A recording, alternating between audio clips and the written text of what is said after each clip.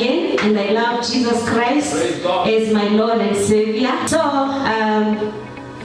the topic we are going to share today is on church unity reveals Christ's glory. Amen. Church unity reveals Christ's glory.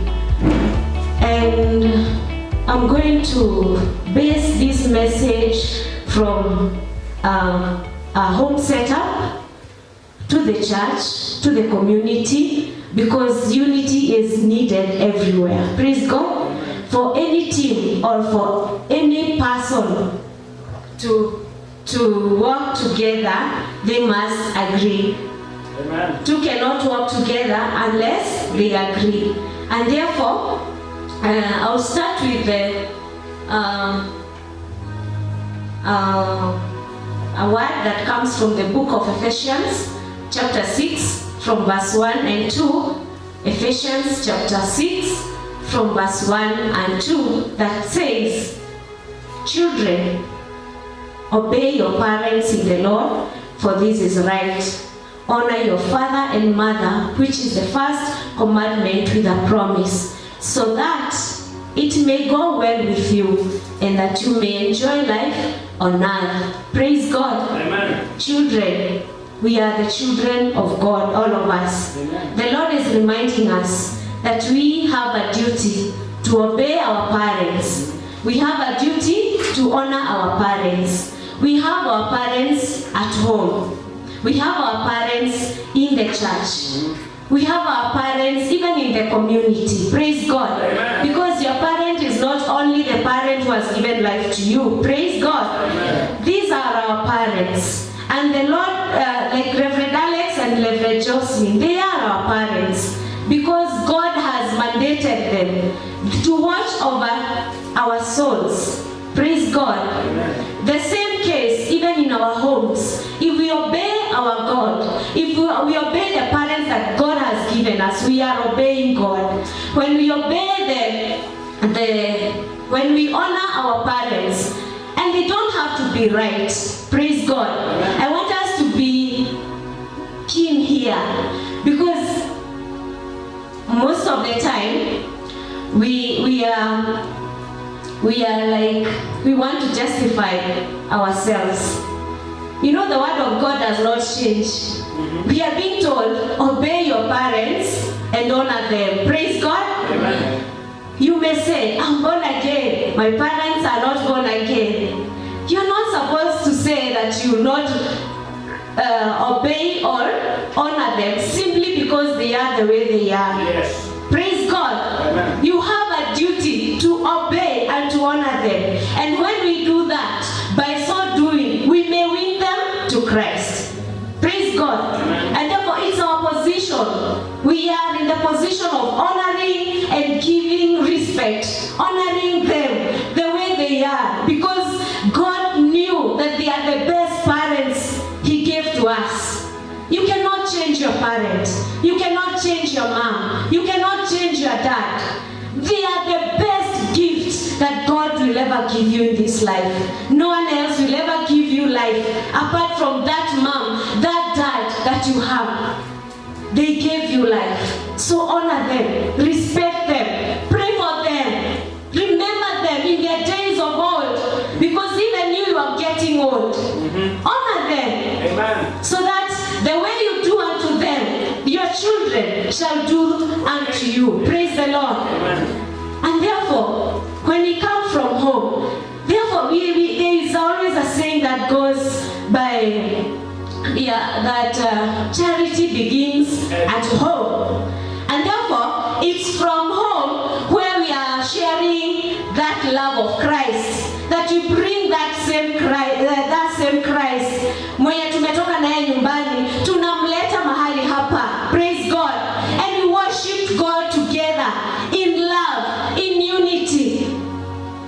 Praise God. Amen. Amen. In respect, in gentleness, in humility, because we know that we are the children of God, all of us. When we come to see God, we are coming to honor this God together. We are coming to fellowship together. Praise God. And that is why we are saying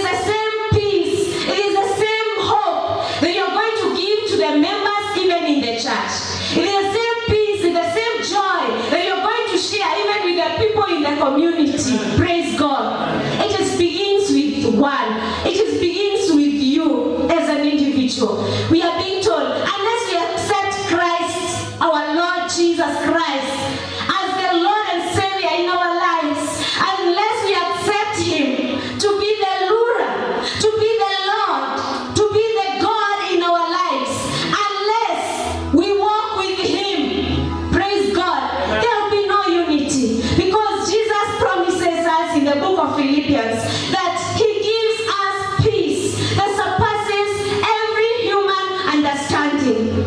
That you don't have to be, life doesn't have to be smooth. Life doesn't have to be okay as you want. Life doesn't have to go in the way that you got. This year we started the year 2020. Everyone was like, this is my year. Huu ni mwaka wa kubarikiwa. Huu ni mwaka wa kuinuliwa.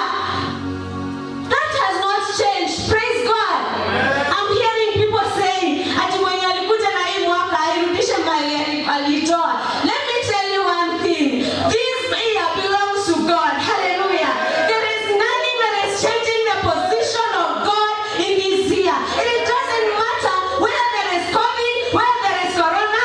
What matters is Jesus Christ is Lord and Savior of our lives. Praise God. What matters is our God is seated on His throne. Hallelujah. Nothing changes. Hallelujah. Nothing moves God. I love the way my sister have said that hakuna kitu inakuja kwetu without God's knowledge.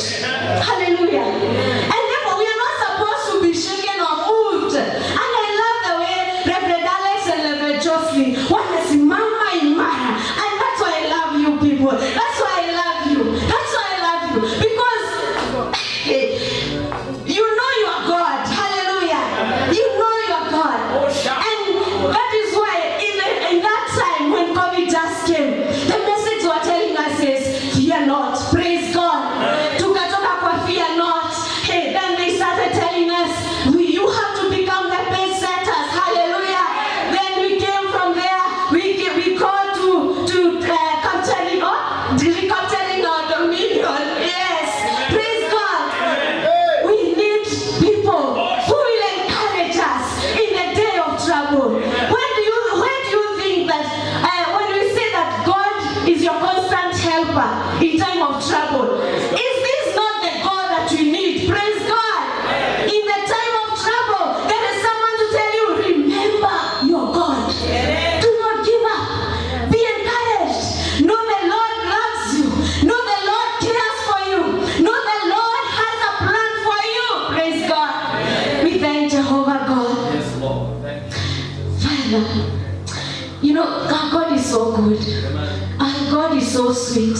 Amen. And you know, in the beginning of this year, when Reverend Alex has asked me to be sharing the word today, I was so grateful to God.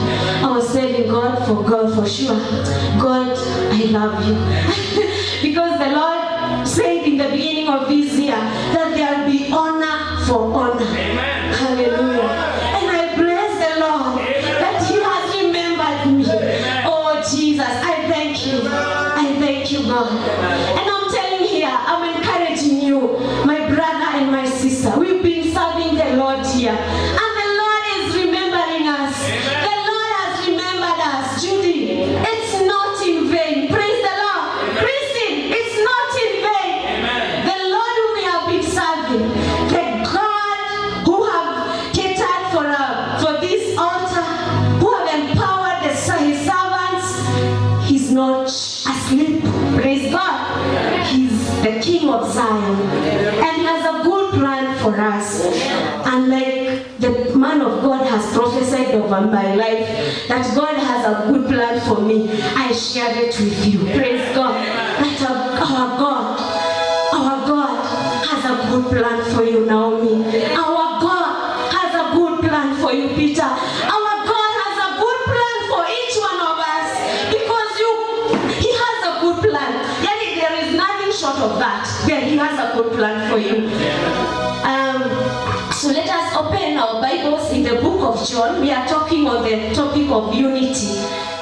In the book of John 17, John 17 and verse 11. I will remain in the world no longer, but they are still in the world. And I am coming to you, Holy Father. Protect them by the power of your name, the name you gave me, so that they may be one as we are one. Praise God. Amen. That is Jesus praying for the church, for the disciples. And also we go to verse 20 that says, my prayer is not for them alone. I pray also for those who will believe in me through their message, that all of them may be one. Father, just as you are in me and I am in you, may they also be in us, so that the world may believe that you have sent me. I have given them the glory that you gave me, that they may be one as we are one. I in them and you in me, so that they may be brought to complete unity. Then the world will know that you sent me and have loved them even as you have loved me. Praise God. Amen. The Lord is praying for the church that his desire, his utmost desire is that we are one. Is that we are one. Because there is no Savior apart from Jesus Christ. And therefore the church needs to learn this, that we are being taught to be one in Christ. The church is being reminded that we are taught to be one in the Lord our God. Hakuna njia ingine. Jesus is the way, the truth, and the life. And unless you believe in this Jesus, unless you accept Jesus in your life, there is no other way to heaven. There is no other way to enter in the kingdom of our Father, because Jesus provides the way, and He's the way, the truth, and the life. Amen. And therefore, if you're watching me, or maybe you're here, and you have not given your life to the Lord, just know Jesus is the only way, the only solution, the only perfecter of your faith. And therefore, the Lord desires that once you have accepted the Lord, once tumekubaliana na Yesu kwamba tutatembea na wewe, God anataka we work together. God wants us to work together with God, with Him as one. And therefore it's the same desire that the God desires, that even as we come to church, we shall walk as one, we shall worship as one, we shall intercede as one, we shall pray for the nation as one, we shall overcome the enemy as one, we shall not be divided, because the Lord says a house that is divided, a house that is divided against itself, it will not win, it will not stand. Praise God. Amen. You cannot stand. We cannot stand if we choose to rise against one another, if we choose to tear each other up, instead of bringing ourselves together, instead that the world may know that Jesus was sent for us. Amen. For all of us. Yani, there should be a reflection of people who are in Christ, as people who are one, as people who even make those who do not know Jesus to come to the knowledge of Christ. Amen. And it is sad that sometimes you find the things that are being done in the church, the people in the church are the ones that are shaming the church. And it's sad. That is not the desire of our God, that He sent His own Son for us, and then we just mess up with everything. It is the desire of God that we live as one. If you read in the book of James, James 4 and verse 1, and as it continues, the word of God is asking us, where does this strife all these quarrels come from. They only come from the battles that are within us. Praise God. Unless you have accepted Christ as Lord in your life, He deals with your battles, He settles you, He makes you come at His rest, to rest in His peace, to rest in His joy. There is no way that you're going to share that same peace, that same joy, unless you and Jesus are one. Amen.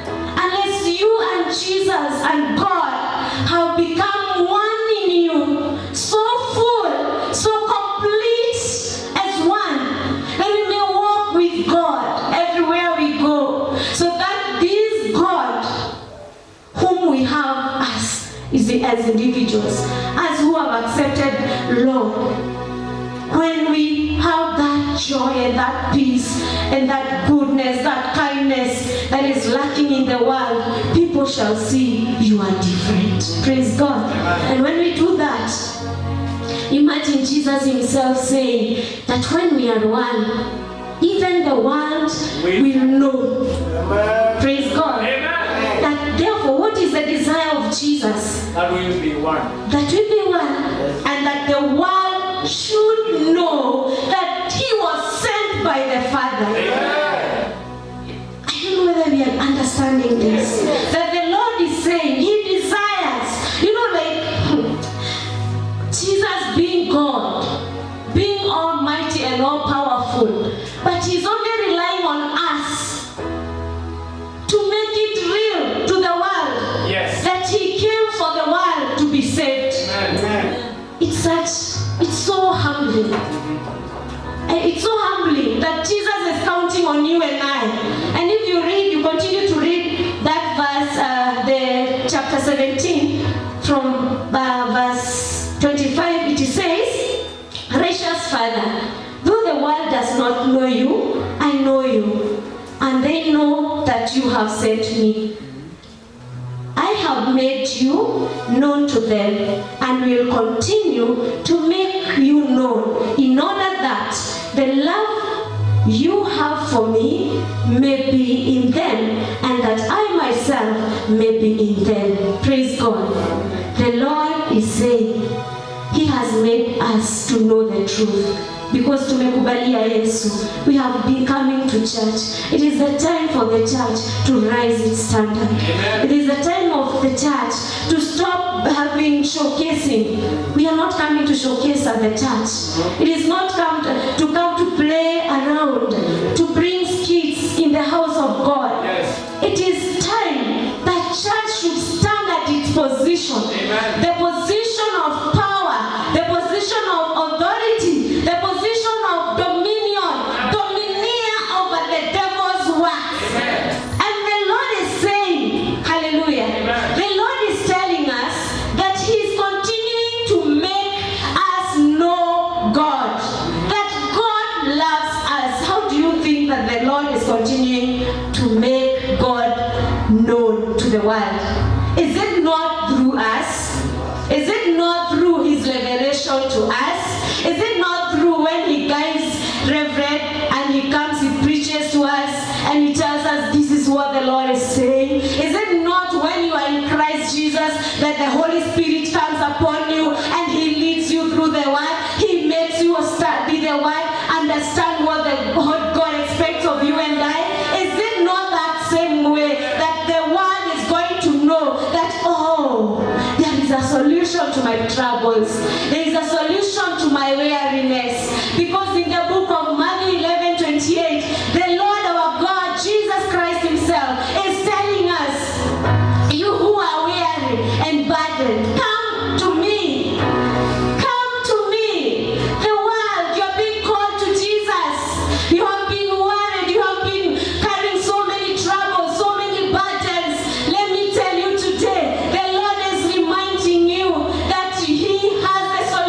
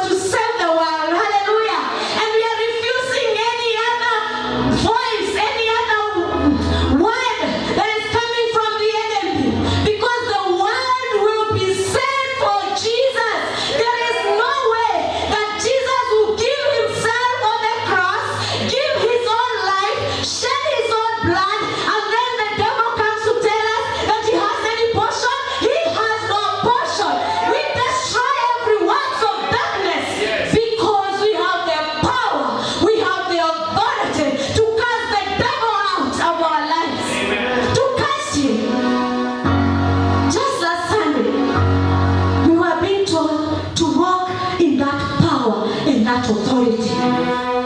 So many times we have been suffering because, praise God. Let me just remember this verse in 2 Timothy, chapter 1 and verse 7, that says, We have not received. yes, we have not received, the God Spirit that we have received is not of timidity or fear, but it's of power, it is of love, and it is for self-discipline. Praise God. If we are going to be people who are going to be in love, who are going to be in power, who are going to walk in discipline, and when people see you, they know that indeed, I am sent of the Lord. Praise God. And when people see you, they shall honor this God. It is my desire and it is my prayer that we may honor this God, that we may walk together in unity, in love, in gentleness. If when we are wrong, we correct each other with love, not as the world does. We correct each other with understanding. Understand that you are a human being. I can make mistakes. It is this love that we shall continue even to take even to the community, to love the people who are loved. Praise God. There are people who are so sick in their hearts. There are people who have lost hope. There are so many people who are so weary, even in the community that we are living in. And the Lord is telling us, you who have received me, you who have the Spirit of God in you, I am counting on you. Praise God. The Lord is counting on us, that the world will know that He is the only Son of God, who was sent by God to save us, to save not only us, not only a few, but the world, that whom will believe in Christ, they will be saved. Praise God. So we bless the Lord.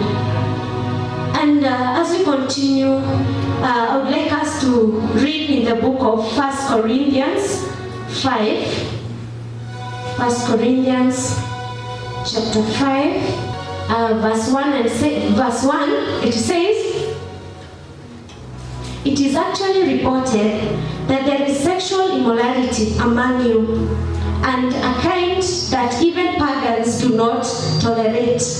A man is sleeping with his father's wife, and you are proud. Shouldn't you rather have gone into mourning and have put out of your fellowship the man who has been doing this?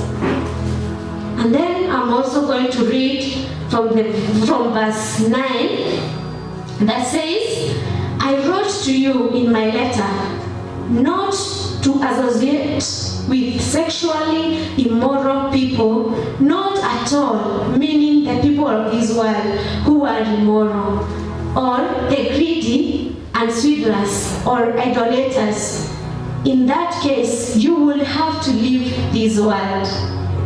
But now I am writing to you that you must not associate with anyone who claims to be a brother or a sister but is sexually immoral or greedy, an idolater or slanderer, a drunkard or swindler. Do not even eat with such people. It continues to ask, what business is it of mine to judge those outside the church? Are you not to judge those inside? God will judge those outside. Expel the wicked from among you. Praise God. Here we have two setups. Is it true? We have a setup where Paul was when he was preaching or teaching the Corinthians, he was speaking of, we have like two people or two setups where the people who are in the church, the people who have accepted Christ, like now who we are in the church, and we have a setup that is out there. They have not yet received Christ. They know no Christ. The Bible says there will come a generation that whom will hear, but it's like they are deaf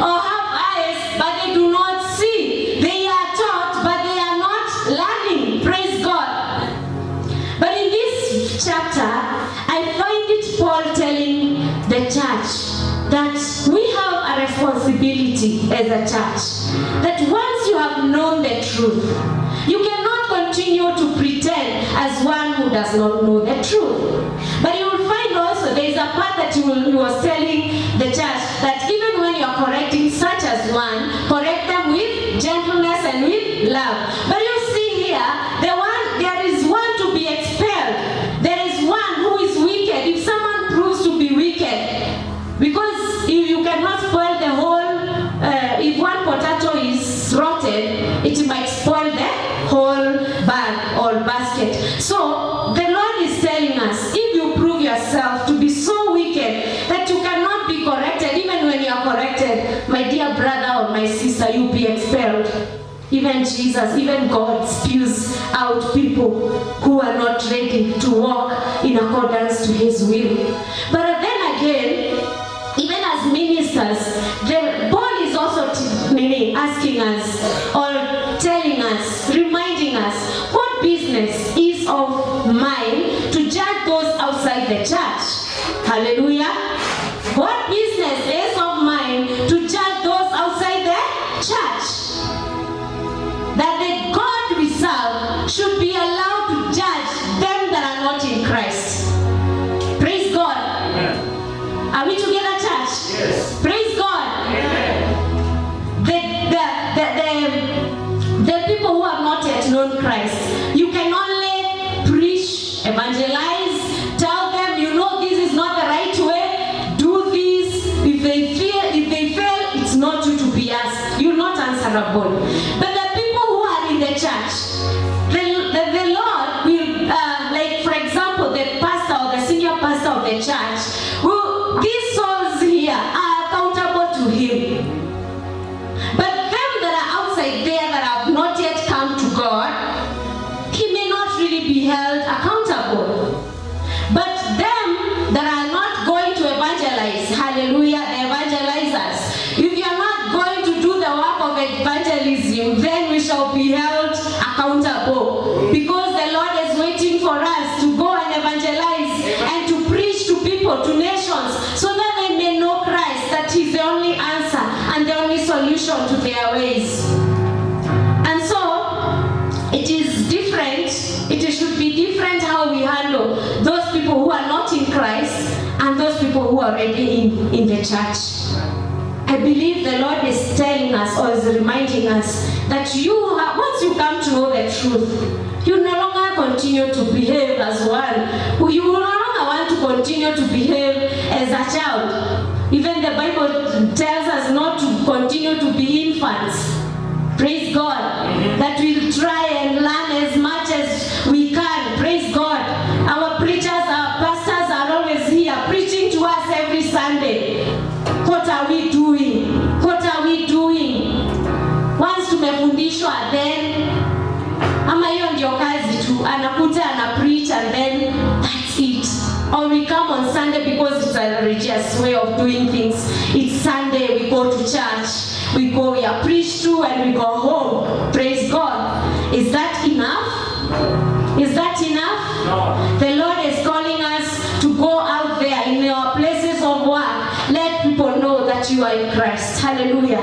Let people know that you belong to Jesus. Let people understand that whatever education level you have, hata kama umesoma degrees gapi, hata kama you have masters and PhDs and everything, unless you humble yourself before the Lord, my friend, my brother, there is no way you are going to heaven unless you accept Jesus.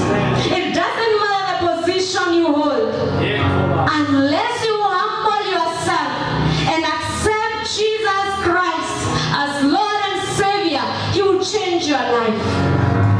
Let's say, for example, our president or people at the top authority, unless they accept Jesus, unless they humble themselves to the will of God, this nation will not continue to experience the blessings or the plans of God, because they are the people at the top, they are the people at the authority, they are the people that God sees, because authority comes from the Lord. And unless